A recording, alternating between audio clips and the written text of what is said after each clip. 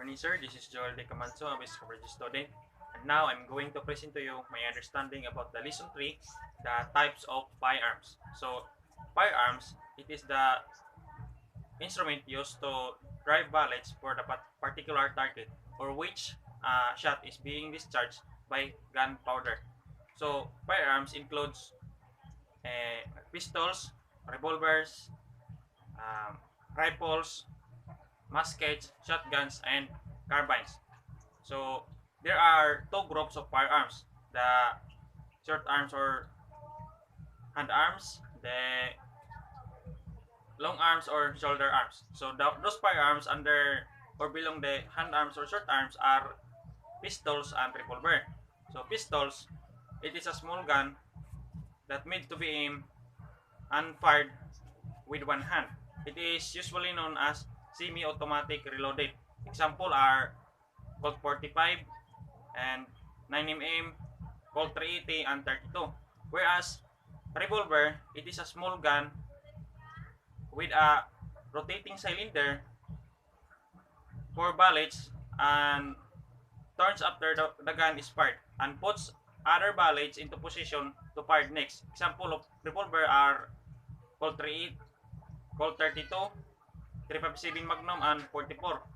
And those firearms belong to the long arms or shoulder arms are rifles, shotguns, muskets, and carbines.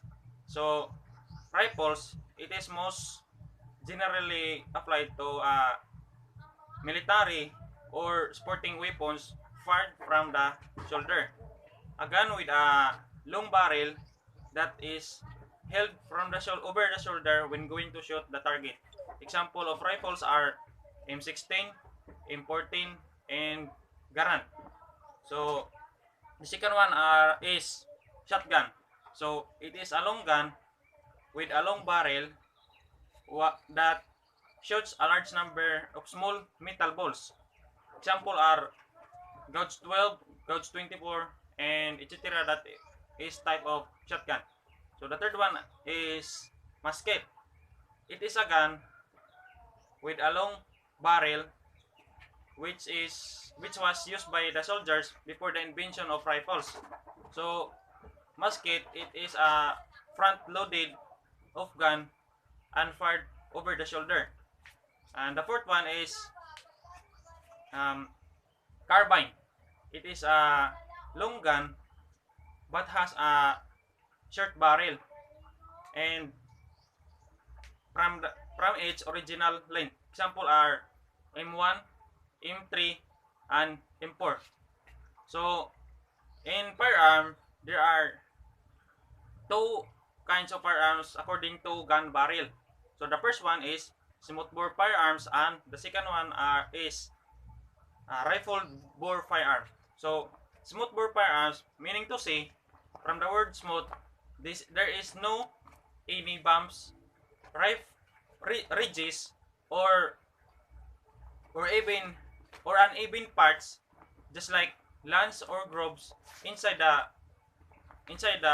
gun barrel. Example are shotgun and muskets or etc. And the second one is rifle bore firearms. And from the word rifle, so meaning to say there is rifling inside the gun, or just like lance and grooves inside the gun barrel. Example are pistols, revolvers, and etc. So as what I understand in firearms, when you are handling a gun, you must be always remember of what is or what are the cardinal rules for gun safety. So the first one is always treat your gun as if they are loaded. And the second one, do not insert your trigger finger unless you are ready to fire. And the third one is do not point your gun at anyone or anything you don't want to destroy. And the fourth one, but not the least, is be aware of your target and what is around it. So that's all, sir. Thank you.